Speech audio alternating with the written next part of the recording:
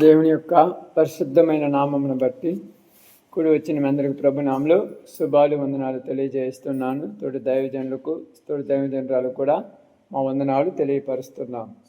సమయంలో బైబిల్ గ్రంథంలో ఉన్నటువంటి కొన్ని విషయాలను మీకు నేను కొంత సమయము జాగ్రత్తగా తెలియజేస్తాను. జాగ్రత్తగా కొద్ది సమయము వినటానికి సిద్ధపడండి. ఎందుకంటే ప్రియ సహోదరి సహోదరులారా, లోకంలో బ్రతుకుతున్నట్టుగా దేవునిలో బ్రతకటం అనేది కరెక్ట్ కాదు. దేవునిలో బ్రతకటం అనేది దేవుడిచ్చినటువంటి దీవెనలు పొందుకోవటానికి, దేవుడిచ్చినటువంటి ఆశీర్వాదములు పొందుకొని అభివృద్ధిలోనికి చెందటానికి మాత్రమే మనం దేవునిలో బ్రతకాలి.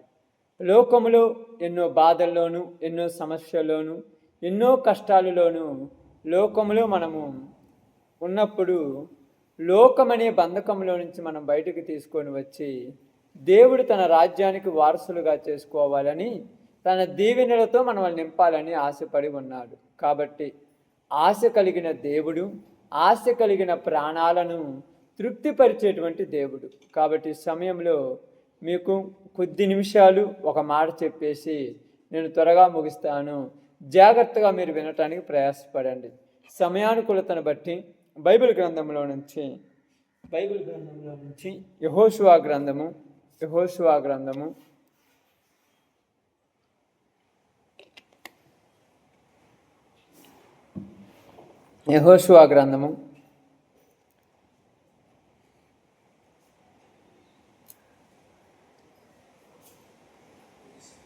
7వ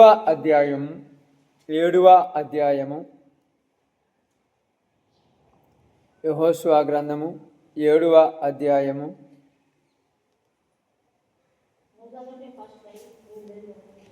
నేనే చదువుతానమ్మా, మీరు జాగ్రత్తగానండి. 7వ అధ్యాయము 6-7 వచనాలు నేను చదువుతాను, మీరు జాగ్రత్తగానండి. యెహోషువ తన బట్టలు చింపుకొని తానును ఇశ్రాయేలీయుల పెద్దలను సాయంకాలం వరకు యెహోవా మందసము ఎదుట నేల మీద ముఖములు మోపుకొని తన తలల మీద ధూళి పోసుకొనుచు, అయ్యో ప్రభువా, యెహోవా మమ్ము నశింపజేయనట్లు అమోరీల చేతికి మమ్మును అప్పగించుటకు ఈ జనులను యోర్దాను నీవెందుకు దాటించితివి? మేము యోర్దాను అవతల నివసించుట మేలు. కాబట్టి దేవుడి వాక్య భాగం మన మధ్యలో ఆశీర్వదించునుగాక. ఆమేన్. మంచిది. జాగ్రత్తగా కొద్ది మాటలు మీరు వినటానికి సిద్ధపడండి. ఈ యొక్క సమయం బట్టి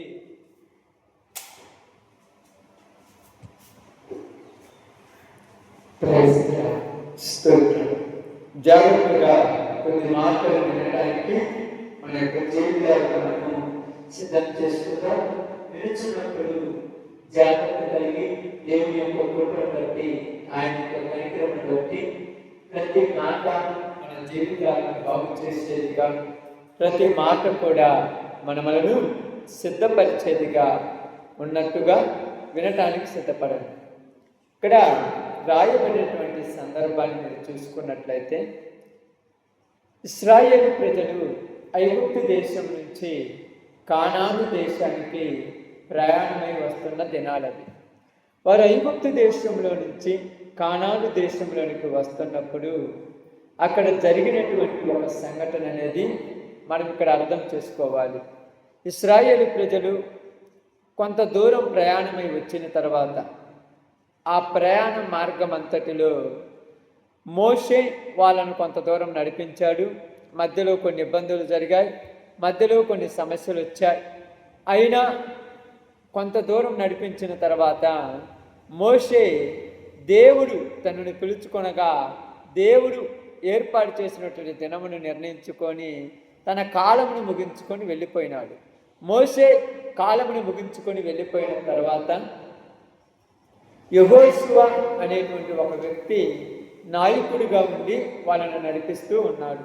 యెహోషువ నాయకుడిగా ఉండి నడిపిస్తున్నప్పుడు యెహోషువ యోర్దాను నది దాటించి, ఆ నది దాటిన తర్వాత వాళ్ళను కానాను అనేటువంటి ప్రదేశానికి తీసుకువెళ్ళటానికి సిద్ధపడుతూ ఉన్నటువంటి దినాలలో జరిగినటువంటి ఒక సంఘటన. ఏం జరిగిందంటే ప్రియ సహోదరి సహోదరులారా, మీరు జాగ్రత్తగా గమనించి ఆలోచిస్తే, యెహోషువ ఇశ్రాయేలు ప్రజలను నడిపించుకొని తీసుకొని పోతున్నప్పుడు అక్కడ ఒక పెద్దదైనటువంటి యెరికో పట్టణం ఉన్నది. ఏ పట్టణం అమ్మా?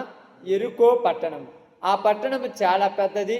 ఆ పట్టణాన్ని చూసినటువంటి ఈ ప్రజలకి, అయ్యో ఈ పట్టణాన్ని మనం గెలవగలమా, ఈ పట్టణాన్ని మనము ఓడించగలమా అనేటువంటి భయం ఏర్పడింది వాళ్ళలో ఎప్పుడైతే ఆ భయం ఏర్పడిందో, వాళ్ళలో ఎప్పుడైతే ఆ పరిస్థితి ఏర్పడిందో, అప్పుడు వాళ్ళు ఏం ఆలోచించారంటే, బాగా గమనించి ఆలోచిస్తే వాళ్ళు ఆలోచించింది ఏంటంటే, మనము యెరికోను గెలవలేము. ఏందమ్మా? యెరికో పట్టణాన్ని గెలవలేము. ఎందుకంట? యెరికో పట్టణము చాలా పెద్దది. యెరికో పట్టణం చాలా పెద్దది. పెద్ద పట్టణాన్ని గెలవటము మన వల్ల కాదని వాళ్ళు భయపడుతున్నప్పుడు వాళ్ళు దేవునికి ప్రార్థన చేశారు. ఎవరికి ప్రార్థన చేశారు? దేవునికి ప్రార్థన చేశారు. ఏమని ప్రార్థన చేశారంటే, ప్రభువా, నువ్వు మమ్మల్ని ఐగుప్తు దేశంలో నుంచి బయటకు తీసుకొని వచ్చావు. మోషే మమ్మల్ని ఎంతవరకు నడిపించాడు. మేము ఎంతవరకు నడిచి వచ్చాము. నువ్వేమో మాకేం చెప్పావు? కానానుకు పంపిస్తానన్నా. మేము ఇప్పుడు కానానికి వెళతామా వెళ్ళమా? ఈ యెరికో పట్టణం చూస్తేనేమో పెద్దగా ఉన్నది. మేము దీన్ని గెలవగలమా గెలవలేమా అనేటువంటి ఒక భయం ఏర్పడి వాళ్ళందరూ కూడా ప్రార్థన చేసినప్పుడు దేవుడు ఏం చెప్పాడంటే, ఇదిగో మీరు యెరికో పట్టణాన్ని గెలుస్తారు. ఆమేన్. అర్థమవుతుంది చెప్పేదమ్మా? మాట అర్థమవుతున్నా కావట్లేదా? మీరు యెరికో పట్టణాన్ని గెలుస్తారు. యుద్ధము చేసి గెలవరు, వాళ్ళతో కొట్లాడి గెలవరు, వాళ్ళతో పోట్లాడాల్సిన పని లేదు. నేను చెప్పినట్టుగా చేస్తే మీరు గెలుస్తారన్న. ఏంటంట? ఆయన చెప్పినట్టు చేస్తే గెలుస్తారు. యుద్ధం చేయాల్సిన పని లేదు, పోట్లాడాల్సిన పని లేదు అన్నారు. ఏం చెప్పాడంటే, యెరికో పట్టణం చుట్టూ 7 రోజులు తిరగండి. 7వ రోజున మీరందరూ కూడా యెరికో పట్టణం చుట్టూ తిరిగి దేవుడిని స్తుతించండి. అప్పుడు యెరికో గోడలు కూలిపోతాయని చెప్పారు. ఎప్పుడైతే దేవుడు చెప్పినట్టుగా వాళ్ళు చేశారో అప్పుడేమైందంటే, యెరికో పట్టణం చుట్టూ పెద్ద గోడలు కట్టుకున్నారు వాళ్ళు, శత్రువు లోపలికి రాకూడదు. ఆ పట్టణం చుట్టూ 7వ రోజున 7 సార్లు తిరిగి ఒక్కసారిగా గట్టిగా దేవుణ్ణి స్తుతించారు. ఏం చేశారమ్మా? దేవుణ్ణి స్తుతించారు. ఎప్పుడైతే వాళ్ళు దేవుణ్ణి స్తుతించారో అప్పుడేం జరిగిందంటే, గోడలన్నీ కూలిపోయి శత్రువులు ఓడిపోయారు. బాగానే, గోడలన్నీ కూలిపోయాయి, శత్రువులు ఓడిపోయారు. అయితే యెరికో పట్టణము గెలిచిన తర్వాత కొంచెం ముందుకు పోతే అక్కడ ఒక పట్టణం ఉంది. ఆ పట్టణం పేరు హాయి. ఏంటంటమ్మా? హాయి. యెరికో పట్టణమేమో పెద్దది, హాయి పట్టణమేమో చిన్నది. యెరికో పట్టణంలో 100 మంది 1,00,000 మంది ఉన్నారనుకో, హాయి పట్టణంలో 1000 మంది ఉన్నారు. ఎంత చిన్నదో తెలుసుగా. పెద్ద పట్టణము యెరికో పట్టణం, హాయి చిన్న పట్టణం. పెద్ద పట్టణాన్ని గెలిచిన వాళ్ళు చిన్న పట్టణాన్ని గెలవలేరా? గెలుతురులేనా? అవునా కదా? అర్థం చేసుకోండి. ఇప్పుడు పెద్దదాన్ని కొట్టిన వాళ్ళు చిన్నదాన్ని కొట్టడం పెద్ద లెక్క కాదుగా. 100 కేజీలు మోసినోడికి 10 కేజీలు బరువా? ఏమి లేదు. ఇప్పుడు ఏం జరిగిందంటే, హాయి పట్టణాన్ని చూడటానికి పోయారు ఇశ్రాయేలు. హాయి పట్టణాన్ని చూడటానికి పోయి వాళ్ళందరూ వచ్చి యెహోషువతో చెప్తున్నారు, అయ్యా మనం యెరికో పట్టణాన్నే గెలిచాం. యెరికో పట్టణాన్ని గెలిచాం. ఈ హాయి పట్టణము చిన్నది. దీని మీదకి మన అందరం పోవాల్సిన పని ఏమీ లేదు. దీని మీదకి మన సైన్యం మొత్తం అవసరం లేదు. ఒక 3,000 మంది పోయి వాళ్ళని ఓడించొద్దాం పా అన్న. కాబట్టి పెద్ద పట్టణం మీదకి ఎక్కువ మంది పోయారు, ఓడించారు, అయిపోయింది. చిన్న పట్టణం కదా, ఎక్కువ మంది పోవాల్సిన పని లేదని 3,000 మంది పోయి యుద్ధం చేయడానికి పోతే 3,000 మందిని హాయి పట్టణం వాళ్ళు తరిమి కొట్టారమ్మ. ఆమేన్. ఆయి పట్టణం వారు ఈ 3,000 మందిని ఏం చేశారు? తరిమి తరిమి తరిమి మరి కొట్టారు. ఇశ్రాయేలీయులు ఏమయ్యారు? దేవుని బిడ్డలు ఏమయ్యారు? ఇక్కడ చెప్పండి. ఇప్పుడు తరిమి తరిమి కొట్టింది ఎవరు? ఇశ్రాయేలీలా హాయివారా? హాయివారు. ఇశ్రాయేలీలు దేవుని బిడ్డలు, హాయివారు శత్రువులు. శత్రువులు ఇశ్రాయేలీని ఏం చేశారు? తరిమి కొట్టారు. ఇప్పుడు ఇశ్రాయేలీలు గెలిచారా, ఓడిపోయారా? ఓడిపోయారు. ఆమేన్. ఏందమ్మా? ఓడిపోయారు. పెద్ద పట్టణం మీద గెలిచారు కానీ చిన్న పట్టణం మీద ఓడిపోయారు. కారణం ఏమిటి? ప్రార్థన చేయలేదు. ఇంకా ఈ రోజులలో పెద్ద పెద్ద సమస్యలు మీకు పెద్ద ఇబ్బంది ఏమి లేవు, వాటిని గెలిచేస్తారు. చిన్న చిన్న వాటికాన్ని భయపడి ప్రార్థనకు రాకుండా పెద్ద పెద్ద వాటిని గెలిచేస్తారు. ఇంట్లో యుద్ధాలు చేస్తారు, పెద్దలతో కొట్లాడతారు, అవి కొట్లాడతారు, అనారోగ్యమైన ఏమైనా చేస్తారు. చిన్న చిన్న వాటికాడే పాడైపోతున్నారు. కారణం ఏంది? ఈరోజు ఎవరికి అర్థం కావటం లేదు. ఎరుకో పట్టణాన్ని అయితే గెలిచారు, చిన్న పట్టణాన్ని గెలవలేకపోయారు. ఇప్పుడు ఏం చేశారంటే యెహోషువ వచ్చి దేవుని దగ్గరికి వచ్చి ప్రార్థన చేస్తున్నారు. ప్రభువా, యెహోవా, ఏందయ్యా అంత పెద్ద పట్టణాన్ని గెలిచా, ఇంత చిన్న పట్టణంలో ఓడిపోయాం. కారణం ఏంటి? నువ్వేమన్నా మాకు తోడు లేవా? దేవుడు ఏమన్నా తోడు లేడా? తోడున్నాడు. తోడు లేకుండా ఏమి లేడు. దేవుడు తోడున్నాడు. అయినా ఎందుకు ఓడిపోయాం? దేవుడు ఏమంటున్నాడంటే, యెహోషువ నువ్వు బాధపడద్దు. ఏమన్నాడు? బాధపడద్దు. ఓడిపోయినందుకు బాధపడద్దు అంటున్నాడంటే మామూలు విషయం. ఓడిపోయినందుకు బాధపడద్దని చెప్పొచ్చా? నేను నీతో ఒక విషయం చెప్తాను, జాగ్రత్తగా గుర్తుపెట్టుకోవాలి. ఏమిటంటే ఎరుకో పట్టణాన్ని గెలవటానికి నేను మీకు సహాయం చేశాను, హాయి పట్టణాన్ని గెలవటానికి నేను మీకు సహాయం చెయ్యలేదు. ఆమేన్. ఎందుకు చేయలేదంటే మీకు నేను ఒక మాట చెప్పాను. ఏం చెప్పానంటే ఎరుకో పట్టణానికి యుద్ధమునకు పోయేటప్పుడు నేను అందరితో ఏం మాట్లాడానంటే ఎరుకో పట్టణము శపితమైనది, శపించబడినది. ఏ పట్టణం అంటే ఎరుకో పట్టణము? శపించబడినది. శపించబడిన పట్టణంలో నుంచి మీరు ఏది కూడా తీసుకోకూడదు. పట్టణాన్ని పాడు చేసినప్పుడు ఆ ఇల్లు పడిపోయాయి, ఆ ఇంట్లో ఉన్నటువంటి జనాలు చచ్చిపోయారు, వాళ్ళ యొక్క ఎద్దులు కానీ గాడిద బొమ్మలు కానీ వాళ్ళకున్న సంపద మొత్తము పాడైపోయింది. వాటిల్లో ఏది కూడా మీరు తాకొద్దు అని చెప్పాడు. తాకొద్దు, అసలు ముట్టుకోవద్దు, అది శపితమైందని చెప్పాడు. అయితే అందరూ ఒకలాగా ఉంటారు కనుక, అందరూ ఒకలాగా ఉంటారా? అందరి బుద్ధులు ఒకేలాగా ఉంటాయా? కొందరు బుద్ధులు మారుతాయి. కొందరు బుద్ధులు నాలాగా చెడ్డ బుద్ధులు ఉండొచ్చు, కొందరు కళ్ళు చెడు కళ్ళు ఉండొచ్చు, కొందరు ఆలోచనలు చెడ్డ ఆలోచనలు ఉండొచ్చు, కొందరికి దేవుడి మీద కంటే డబ్బు మీద పిచ్చి ఎక్కువ ఉండొచ్చు. అందరికీ కాదు, కొందరికి. ఇప్పుడు ఏం జరిగిందంటే యుద్ధం చేసిన తర్వాత ఎరుకో పట్టణం అంతా ఓడిపోయిన తర్వాత, శత్రువులు నాశనం చేసిన తర్వాత ఇశ్రాయేలు సైన్యం వస్తూ వస్తూ వస్తూ వాళ్ళల్లో ఒక ఆయన పేరు ఆకాను ఏం చేశాడంటే వస్తున్న ఆయనకు అక్కడ పడిపోయినటువంటి బంగారం కానీ, అక్కడ పడిపోయినటువంటి వస్త్రాలు కానీ, అక్కడ పడిపోయినటువంటి వెండి కానీ, అక్కడ పడిపోయినటువంటి వజ్ర వైడూర్యాలు కానీ, అక్కడ పడిపోయినటువంటి డబ్బులు కానీ వదిలిపెట్టి రాబుద్ది కాదు. ఏం చేయబుద్ధి కాల? వదిలిపెట్టి రాబుద్ధి కాల.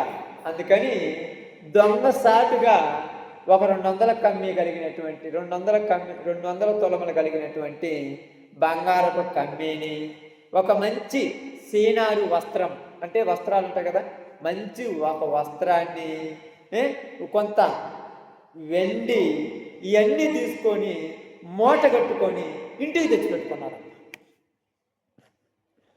దేవుడు తెచ్చుకోమన్నాడా వద్దన్నాడా? వద్దన్నాడు. వద్దన్నప్పుడు వినాలా వినకూడదా? ఇన్లే మనోళ్ళు వింటమా? ఎందుకనము ఎందుకనమక్క?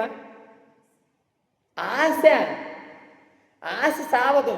దురాశ గర్భమును ధరించి పాపమును కనగా పాపము పరిపక్వమై మరణం వచ్చినని రాయబడింది.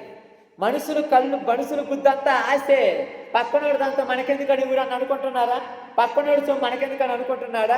పక్కనోడి ఆస్తి మనకెందుకని అనుకుంటున్నాడా? పక్కనోడి భార్యతో మనకేం పని అనుకుంటున్నాడా? పక్కనోడి భర్తతో మనకేం పని అనుకుంటున్నారా? ఇదొక ఆశ. ఈ ఆశ మనిషిని నాశనం చేసి పెట్టున్నాం. ఈరోజు గొడవలు దేనికొస్తున్నాయి? పక్కన వాళ్ళది కావాలనుకోవడం వల్ల. ఈరోజు తగాదాలు దేనికొస్తున్నాయి? పక్కన వాళ్ళది కావాలనుకోవటం వల్ల. ఈరోజు కొట్లాటలు దేనికొస్తున్నాయి? పక్కన వాళ్ళది కావాలనుకోవటం వల్ల. ఈరోజు యుద్ధాలు దేనికి జరుగుతున్నాయి? పక్కన వాళ్ళది కావాలనుకోవటం వల్ల. పక్కన వాళ్ళంతా మనకు అవసరమా? అది నీది కాదని చెప్పాడుగా దేవుడు. దాంతో నీకు పని లేదని చెప్పాడుగా. దాంట్లో మీకు అవసరం లేదని చెప్పాడుగా. అవసరం లేని నీకెందుకు? నీకు ఇచ్చాడుగా. నీకుందిగా. మధ్యకాలంలో సోషల్ మీడియాలో రీల్స్లో చదువుతుంటే ఒక భార్య అంట తన భర్తను చంపేసి బాత్రూంలో టైల్స్ తీసేసి కింద కప్పేసి పెట్టిపోయిందంట. దేనికోసమంటే వేరే వాడి మీద ఆశపడిందంట. నీకు ఇచ్చాడు కదా బంగారం లాంటి భర్తను. నీకు ఇచ్చాడు కదా బంగారం లాంటి భర్తను దేవుడు ఇచ్చాడు కదా. నీ భర్తతో నువ్వు సంతోషం కలిగి జీవించాలి కదా. పక్కన వాళ్ళ మీద ఆశ ఎందుకు నీకు? పక్కన వాళ్ళ మీద నువ్వు ఆశపడితే వాళ్ళ కుటుంబం ఎంత బాధపడుద్ది? పక్కన వాళ్ళు దాన్ని నువ్వు దోచుకుంటే వాళ్ళ భార్య ఎంత బాధపడుద్ది? వాళ్ళ పిల్లలు ఎంత బాధపడతారు? వాళ్ళ తల్లిదండ్రులు ఎంత బాధపడతారు? అవసరమా? మనోడికి కొడక ఆకానికి కొడక దేవుడు ఏం చెప్పాడంటే వాళ్ళది ఏది తాకొద్దు, అది శపితమైంది, అవి వద్దు మీకంటే మనోడు వినకుండా చూస్తే ఉండలేకపోయాడు. ఏంటంట? చూసి ఉండలేకపోయాడు. కొంతమంది చూస్తే ఉండలేకపోతారు తెలుసు. అప్పుడప్పుడు ఏమనుకుంటారు? ప్రార్థన పోతున్నాం, మనం దొంగతనం చేయకూడదు, అబద్ధాలు ఆడకూడదు, బూతు మాటలు తిట్టకూడదు, ఇవన్నీ మనకు పనికిరాదులే, ఎవరేమనుకుంటే మనకెందుకులే, దేవుడే చూసుకుంటానని అనుకుంటాం మందిరంలో. కానీ పక్కకు పోయిన తర్వాత కళ్ళకు జబ్బు అవుతుంది. ఈ జబ్బు ఏం చేస్తుందంటే అబ్బాది బాగుంది అనుకుంటుంది. బాగుందంటే అంతటితో పోతావా? దాన్ని సాధించేదాకా వదిలిపెట్టావు. ఇదే జరిగింది. బంగారము ఒక వస్త్రాన్ని కొద్దిగా ఎండి మూట కట్టుకొని తెచ్చి ఇంట్లో పెట్టుకున్నారు బాగా. ఇప్పుడు వీళ్ళ దగ్గర ఏముంది? ఇశ్రాయేలు దగ్గర శపించబడిన డబ్బులు తెచ్చిపెట్టుకున్నారు. వీళ్ళు వద్దన్నట్టు తెచ్చి వాళ్ళ కాడ పెట్టుకోవటం వల్ల ఇది ఊరికి కానరా. ఏది ఆ మూట కట్టి తెచ్చి పెట్టుకున్న సొమ్ము ఎవరికి కానరాల? ఎవరెవరికి తెలుసు? తెచ్చుకున్న ఆయనకు, ఇంకొక ఆయన ఎవరమ్మా? దేవుడికి. ఆమేన్. దేవుడికి తెచ్చుకున్నాడు తప్ప ఎవరికి తెలియదు. అంతే కదక్క. మనసులో పాపం ఆలోచించేది దేవుడికి ఆలోచించాడు కదా తప్ప ఎవరికైనా తెలుస్తుందా? అందరూ అనుకుంటారు అబ్బాయి అంత మంచోడు, లోపల కదా ఉంది దరిద్రం అంతా. చూసే చూపులు చట్టయే, ఆలోచించటే, ఏసి ఆలోచించటే అంతా గొంత నక్కలు లాంటి వాళ్ళే. పైకి మాత్రం బాగుంటారు, లోపలంతా అంటారు చూడండి గొంత నక్కలు లాంటి వాళ్ళు. ఒక్కళ్ళు దొరికితే పైన పడి చింపేస్తారు. అంత దరిద్ర బుద్ధులు మనుషులే. బాగుపడేది ఒక్కడు లేడు. అందరు చూస్తారు చూడటానికి పెద్ద మనుషులే. ఈ పెద్ద మనిషే గోతులు దూవి మరీ మనుషులు తగ్గిపెట్టారు. ఏం చేద్దాం? అయ్యో పాపం ఇంట్లోకి పిలిస్తే, అయ్యో పాపం ఇంట్లోకి వచ్చేదన్న సహాయం చేయమంటే, సహాయం చేయాలంటే నాకేంటి అనే రోజు ఇది. ఊరకనే ఆదరించే వాళ్ళు లేరు, ఊరకనే సహాయం చేసేవాళ్ళు లేరు. అందుకనే ఆకాన్ని చూస్తే అందరూ ఏమనుకున్నారు? ఆకాన్ని మంచోడ్రా, యుద్ధం చేసి గెలిపించారా అందరూ అనుకున్నారు. మంచోడే, లోపల కదా ఉంది అసలు. అది ఎవరికైనా కనపడుద్దాక? అది ఎవరికైనా కనపడుద్దా? ఎవరికి కనపడదు. ఇప్పుడు యుద్ధానికి పోతే ఓడిపోయారు ఇస్రాయేలు ఓడిపోతే బాధ ఎవరికక్క బాధ? దేవునికి బాధ. ఆమేన్. ఎందుకంటే నా బిడ్డలు ఓడిపోయారంటే దేవునికి బాధ కదా. నా బిడ్డలు ఓడిపోయారని దేవునికి బాధ. ఇప్పుడు యెహోషువ వచ్చి ప్రార్థన చేస్తే యెహోషువతో చెప్తున్నాడు, యెహోషువ నేను చెప్పిన మాట మీరెందుకు మీరారు అని అడిగాడు. మేమేం మీరామయ్యా? మేము నీ మాట ప్రకారమే నడుచుకుంటున్నాం, నీ మాట ప్రకారమే జీవిస్తున్నాం, నీ మాట ప్రకారమే బ్రతుకుతున్నాం, మాలో తప్పేమీ లేదు. మీలో తప్పు లేదా? మీలో ఎవరో ఒకడు, బాగానండి, మీలో ఎవరో ఒకడు ఏం చేశాడు? శపితమైన దాంట్లో తెచ్చి కొద్దిగా ఇంట్లో దాచిపెట్టుకున్నాడు, అది తెచ్చి బయట ఎత్తే మీరు గెలుస్తారన్నారు. పేరు చెప్పలే. మీలో ఎవరో ఒకడు శపితమైన దాంట్లో తెచ్చి కొద్దిగా ఇంట్లో పెట్టుకున్నాడు, దానివల్ల మీరు ఓడిపోయారు. కాబట్టి దాన్ని తీసి బయట వేయండి, మీరు గెలుస్తారు అని చెప్పాడమ్మా. ఇప్పుడు యెహోషువ సమాజం మొత్తాన్ని నిలబెట్టి మీలో ఎవరో ఒకళ్ళు అంటానంట తప్పు చేశారంట, ఎరుకో పట్టణం నుంచి పనికిరాని వాటిని కొన్నిటిని తెచ్చుకున్నామంట. కాబట్టి దేవుడు మనకేం చెప్పాడంటే వాటిని తీసేయమన్నాడు. ఎవరి దగ్గర ఉందో ఒప్పుకొని తీసేయండి అని చెప్పాడమ్మా. 10 మంది కానరాకుండా ఎవరి దగ్గర ఉందో ఒప్పుకొని తీసేయండి, దేవుడికి క్షమిస్తాడని చెప్పాడు. కానీ చెబితే ఒప్పుకుంటారమ్మా. తప్పు చేశాను ఎవరైనా ఒప్పుకుంటారమ్మా? ఒప్పుకుంటారా? ఒప్పుకోరు. ఏం జరిగింది? అడిగారు, ఎవరయ్యా ఎవరైనా, ఒక్కళ్ళు కూడా బయటికి రాల. మేమందరం మంచోళ్ళమే.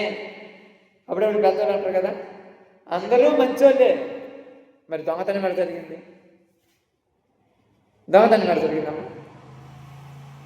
అందరూ మాంసం తినని వాళ్ళే, కానీ చేపల పుట్ట మాయమైపోయిందంట. చేపలు తెచ్చాడు పెడితే ఎవరు తింటారంట మాంసం, మరి చేపలు పోయి అడిగిపోయి వాటంతటా ఏమన్నా రెక్కలు చెగిరిపోతాయి. అందరూ మంచోళ్ళే, మరి దొంగతనం చేసింది ఎవరు? ఎవరు చేశారమ్మా? అర్థమవుతుందా? అందరూ మంచోళ్ళు, మరి దొంగతనం ఎవరు చేశారు? అందరం తోటలోకి పోయాము. తోటలో మామిడి తోట ఉంది. మామిడి తోటలో 4 కాయలే బాగా పండిపోయి ఉన్నాయి ఒక చెట్టుకు, మిగతా ఏమి పండలేదు. తర్వాత అందరూ మామిడి తోటలోకి పోయారు, బయటకు వచ్చారు. బయటకు వచ్చిన తర్వాత 4 కాయలు లేవు. పొయ్యి వచ్చిన వాళ్ళందరిని అడిగితే మేము అందరం మంచోళ్ళమే, మరి కాయలు ఏమైనాయి? చెట్టు తినదా? ఎవరో ఒకరు తీశారుగా. ఇక్కడ అదే దేవుడు అంటున్నాడు, ఇదిగో మీలో ఎవరో ఒకడు తప్పు చేశాడు, ఆ తప్పు ఒప్పుకోవాలి. ఒప్పుకుంటే ఏమవుద్ది? ఏమవుద్ది ఒప్పుకుంటే? చెప్పండి, మీకు తెలిస్తే. ఎప్పుడైనా ఆలోచించారా? తప్పు ఒప్పుకుంటే ఏమవుద్ది? తప్పు ఒప్పుకుంటే 10 మందిలో పరువు పోదు. కప్పెట్టుకుంటే ఎవరికి తెలియదులే, అంతే కదా. ఒప్పుకుంటే పరువు పోద్ది, కప్పెట్టుకుంటే ఎవరికి తెలియదులే. ఎన్ని రోజులు ఉంటుంది కప్పెట్టుకుంటే? ఏదో ఒక రోజు గొప్ప బయట పడదు. పాప మా అమ్మగారు ఏం చేసింది, ఎవరు చూడాలని భర్తను అతం చేసేసి పాయసం వెసట్ పెట్టేసి చంపేసింది. నిద్ర మాత్రం లేచి చచ్చిపోయిన తర్వాత బాత్రూంలోకి వెళ్ళి టైల్స్ మొత్తం లేపి గుంత దువ్వి లోపల పూడ్చిపెట్టి పైన మట్టేసి మళ్ళీ టైల్స్ యథావిధిగా అతికించుకొని ఎవరు చూడాలే అనుకున్నాను. వాసన రాదు, బయటికి రాదు. మనం అనుకుంటాం తప్పు చేస్తున్నాం ఎవరికి తెలియదని, ఏదో ఒకరోజు బయటకు వస్తుంది. అదే బైబిల్ గ్రంథంలో యేసుప్రభు చెప్పారు, రహస్యమైనదేదియు బయలుపడకపోదు, ఖచ్చితంగా ఏదో ఒకరోజు బయటపడుద్ది. నువ్వు ఎంత దాచిపెట్టుకోవాలనుకున్నా దాగుద్దా? అన్ని రోజులున్నా దాగుద్దా? ఏదో ఒక రోజు బయటపడుద్ది. తప్పనేది అంటాడు. కాబట్టి ఇప్పుడు ఆకాన్న అడిగాడు యెహోషువ, ఎవరు మీలో తప్పు చేశారంటే మేము ఎవరిని తప్పు చేయలేదయ్యా. తప్పు చేయలేదా? అలా అయితే చీట్లు వేద్దామన్నారు. చీట్లు వేయగానే ఒక వంశం పేరు వచ్చింది. ఆ వంశంలో ఒక మనిషి పేరు వచ్చింది. ఆ మనిషి పేరే ఆకాను. ఎవరమ్మా? ఆకాను. ఇక్కడంతా ఆలోచించాలంటే మనం ఒక విషయం బాగా అర్థం చేసుకుంటే ఎంతగా ఆలోచించవచ్చు అంటే, నీ పేరు బయట పడకముందే నువ్వు ఒప్పుకుంటే గొప్పడు వేయుడుగా, 10 మందిలో పరుగు పోకముందే ఒప్పుకుంటే గొప్పడు వేయుడుగా. ఇప్పుడు చీట్లు వేయగానే ఆకాను పేరు వచ్చేసింది. ఆయన వచ్చి అన్నాడు, అయ్యా నేను చేశానయ్యా. ఏం చేశావు? నేను వెళ్ళి యుద్ధం చేసి వస్తుంటే ఒక ఇంట్లో ఒక బంగారపు కమ్మి, ఒక మంచి సీనారు వస్త్రము, ఏ? వెండి కొద్ది కనపడితే పోగొట్టుకోలేక తెచ్చుకున్నానయ్యా అంటుంది. ఇప్పుడు ఆశ అదే కదమ్మా. డబ్బు ఆశ, వస్త్రాలు ఆశ, బంగారము ఆశ. ఇంకెక్కడి నుంచి అతను నాశనం మనకు. ఇప్పుడు ఎక్కడికైనా భూమి అనుకోండి, మన పొద్దున్న ప్రార్థన చేసేటప్పుడు అనుకుంటారా లేదు? ఆ వినుకొండ పోయి ఆ షాపింగ్ మాల్ తిరిగేటప్పుడు ఏమవుతులే, పాస్టర్ గారే వేసుకుంటారు కదా, పాస్టర్ అమ్మాయి నక్లీస్ పెట్టుకుంది కదా, వాళ్ళే తరించుకున్నారు కదా, మనకేమవుతులే. ఆశ అట్టాడిది, ఎవరినైనా కంట్రోల్ చేయలేదు. ఆశ అది, మనమేం చేద్దాం? అందుకే ఏం జరిగింది? చూశాడు, చూసి ఆశించి తెచ్చుకుంటుని. అదే రాయబడింది బైబిల్ గ్రంథంలో. చదువుతా చూడండి, 7వ అధ్యాయము 21వ వచనం. నేను చదువుతా చూడండి. దోపుడు సొమ్ములు ఒక మంచి సీనారు పై వస్త్రము, 200 తులముల ఎండిని, 50 తులముల ఎత్తుగల ఒక బంగారు కమ్మీని నేను చూచి వాటిని ఆశించి తీసుకొంటిని. ఏందంట? చూసి ఆశించి తెచ్చుకుంటుని. చూడటమే తప్పు, చూడొద్దని దేవుడు చెప్పలేదు కాబట్టి చూడొచ్చు. చూసిన తర్వాత ఏమి రాకూడదు? ఆశ రాకూడదు మనిషికి. దేని మీద ఆశ రావాలి? నీదైతే ఆశ రావాలి, పక్కనోడు వాటి మీద ఆశ రావచ్చా? ఆశ వచ్చే ముందు ఏమని గుర్తుపెట్టాలి? దేవుడిది వద్దన్నాడు. ఏమన్నాడు? వద్దన్నాడు కదా. వద్దన్నది మనకెందుకని ఎప్పుడైనా అనుకున్నావా? ఎవరోజు అనుకున్నావా? అనుకోము. నోటికి వచ్చేసింది కాబట్టి బతక్కని మాట్లాడతాం, పోతు మాట టక్కని చెప్పేస్తాం అబద్ధం. నీకు నేను 500 ఇస్తే ఏమైంది అంటే, కూరగాయలు తీసుకుని అయిపోయి టక్కని చెప్పేస్తాం అబద్ధం. మళ్ళీ వచ్చేస్తుంది. ఏంటో నిజం చెప్తే కొడతరా? నిజం చెప్తే కొడతరా? అబద్ధం ఎంత ఈజీగా వస్తుందో అంత ఈజీగా మనిషి పాడైపోతున్నాడు ఈరోజు. టక్కని చెప్పేస్తావు. డబ్బు దగ్గర వద్దన్న అబద్ధాలు వస్తుంది కదా. ఎవరైనా వచ్చి అడిగారు అనుకోండి, 500 ఏమని అనుకోండి, ₹1 లేదు ఇంట్లో, లేకుండా ఉంటారు చెప్పండి. ఉన్నాయని నేను ఈయనని చెప్పరాదు, కొంపలు మునిగిపోతాయి. అలా ఈయనంటే ఎవరిని అనుకుంటారు, ఎవరేమైనా ఫీల్ అవుతారేమో. అందుకని అబద్ధం చెప్పేయాలంటే. అబద్ధం చెప్పడం చాలా ఈజీ కదా. అందుకే చెప్పేశాం. ఏమన్నాడు? సూచాను. సూచన తర్వాత ఏమొచ్చింది? ఆశ. ఆశ ఎంత డేంజరో తెలుసా? ఆశ పడవచ్చు, తప్పులేదు. కానీ దురాశ ఎంత డేంజరో తెలుసా?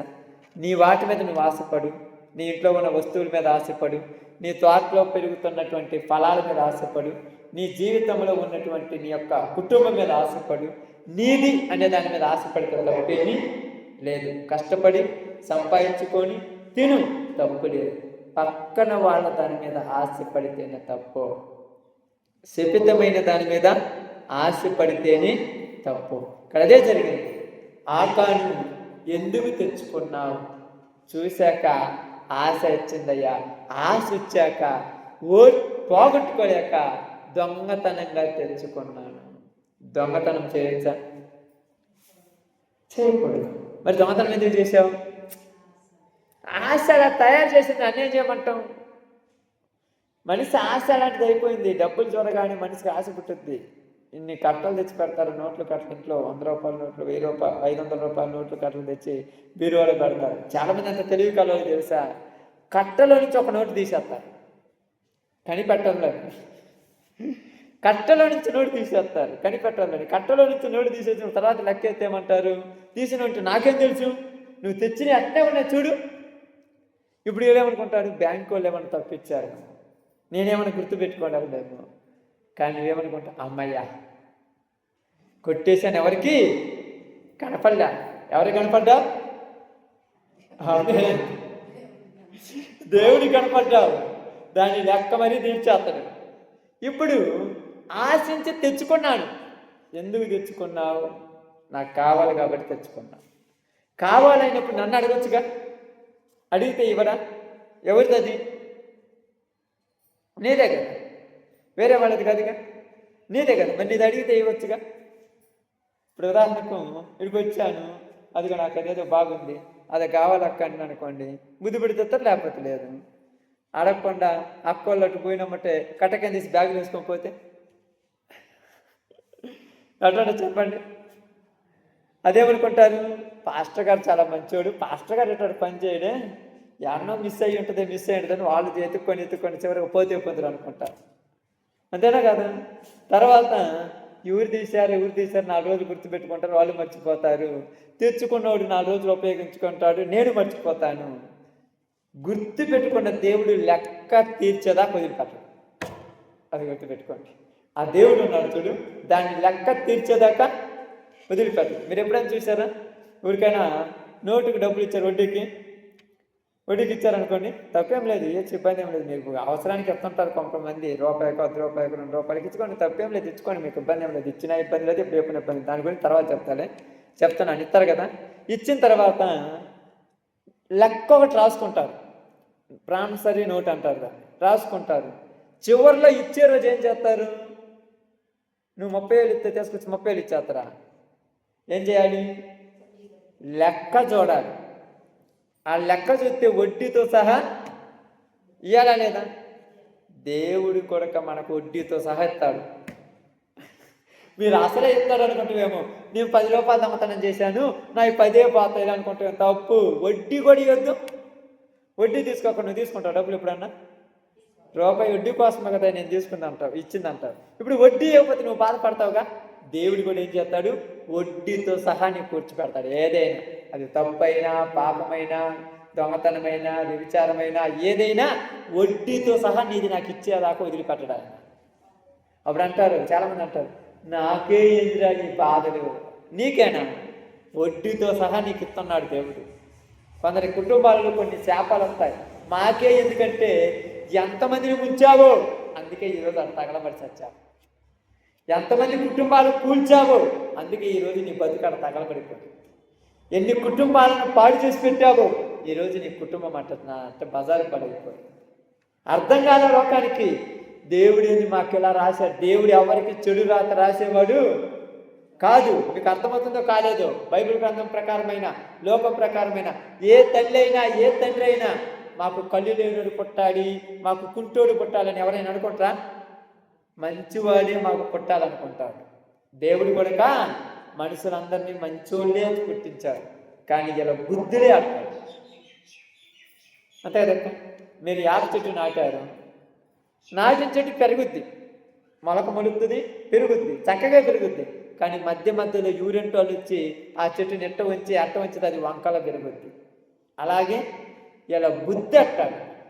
వీడి బుద్ధిని బట్టి వీడికి వచ్చింది. వీడి బుద్ధి, ఆకాను బుద్ధి అట్టాడిది మంచిదే, చెడ్డది. ఇప్పుడు తప్పు చేసింది ఎవరమ్మ తప్పు చేసింది? ఆకాను. ఎవరు? ఆకాను తప్పు చేశాడు. ఆకాను తప్పు చేస్తే అక్కడ జరిగింది ఏంటంటే ఇశ్రాయేలీలందరూ యుద్ధానికి పోయారు.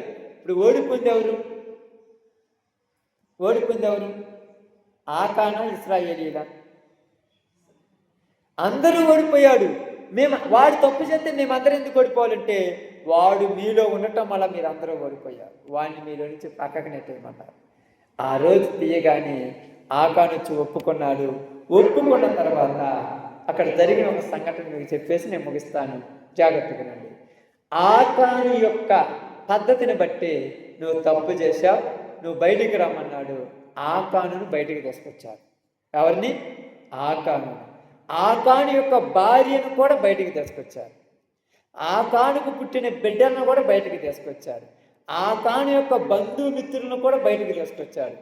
ఆకానుకు సంబంధించిన ఎద్దులను కానీ, గాడిదలను కానీ, బర్రెలను కానీ మొత్తాన్ని బయటికి తీసుకొచ్చి ఇశ్రాయేలీలందరూ ఒక పక్క నుండి ఈ లొక్కలని ఒక పక్క ఉంచి మీరు శపితమైన వాళ్ళని చెప్పారు.